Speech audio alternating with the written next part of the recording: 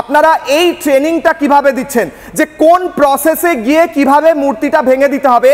এটার জন্য কি কোনো আলাদা ইনস্টিটিউট গড়েছেন যেখানে ভর্তি হতে হয়, নাকি এটা এমনি বাড়ি বাড়ি গিয়ে প্রাইভেট টিউটাররা শেখাচ্ছেন? কি পদ্ধতিতে হচ্ছে বাংলাদেশে এখন এই টিউশনটা, বলুন।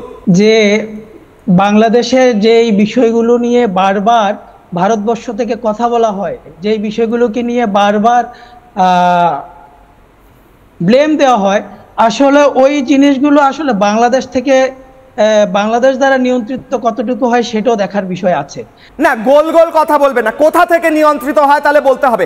বাংলাদেশের মধ্যে দাঁড়িয়ে একজন ব্যক্তি এসে মূর্তি ভেঙে দিচ্ছে, এটা কোথা থেকে নিয়ন্ত্রিত হয়? কি দেখাচ্ছেন সেই লোকটি কিন্তু একজন লোক, সেই লোকটি যে আপনাদের দ্বারা একজন লোক না, আপনাদের কোথায় কোথায় পুজো বন্ধ হয়েছে, কোথায় কোথায় পুজো বন্ধ হয়েছে?